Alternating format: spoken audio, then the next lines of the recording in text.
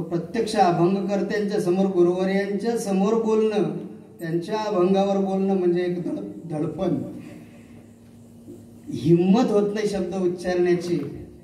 ज्यांच्या अगाध ज्ञानाचा परिपाक म्हणून जो चरित्रकोश तुम्हा समोर आलाय आणि त्या चरित्रकोशाच्या माध्यमातून अभंग करते या नात्यानं कधीही भंग पावणार नाहीत असे अभंग, हजारो वर्ष पुरतील असे अभंग, हजारो वर्ष ज्यावर विवेचन होत राहील असे अभंग ज्यांच्या मुखातून, ज्यांच्या लेखणीतून, ज्यांच्या मस्तिष्कातून आमच्यापर्यंत पोहोचले, त्यांच्या अभंगावर त्यांच्या समोर बोलणं म्हणजे दिव्य.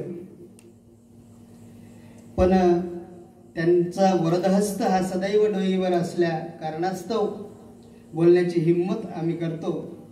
आणि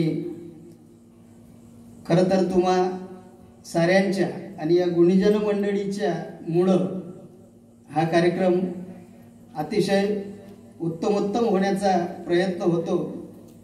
वास्तविक पाहता खरं सुख शोधण्यासाठी या अभंगाची निर्मिती गुरुवर्यांच्या द्वारे जी झाली ती प्रत्येक सुखासाठी धावणाऱ्या व्यक्तीसाठी मोलाची आणि अनमोल.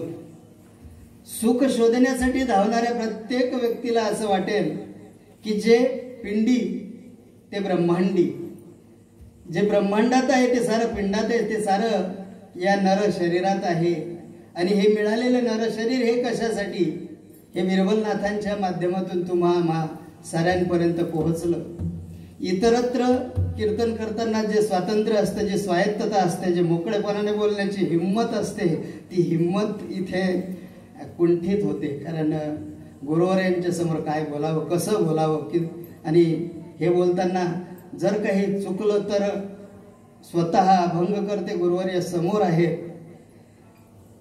शिक्षा मिळेल ती कशी मिळेल आणि केव्हा मिळेल त्यामुळे अतिशय मोजून मापून तोलून या सेवा करण्याचा हा प्रयत्न. या सेवेमध्ये जे न्यून आहे ते माझं स्वतःचं आहे आणि जे उदात्त आहे ते माझ्या गुरुवर्यांचं आहे. त्यांनी या पामराची ही सेवा गोड करून घ्यावी अशी मी त्यांच्या चरणी प्रार्थना करतो, विनम्र प्रार्थना करतो. आणि स्वर्गीचा हा देव निश्चितच तुम्हा साऱ्यांवर कृपा करेल आणि या सुखाची अनुभूती लाभण्यासाठी ज्या शास्त्रामध्ये गुरूंचे जे 4 प्रकार सांगितले त्यात ईश्वर, माता पिता, दीक्षा गुरु आणि शिक्षा गुरु.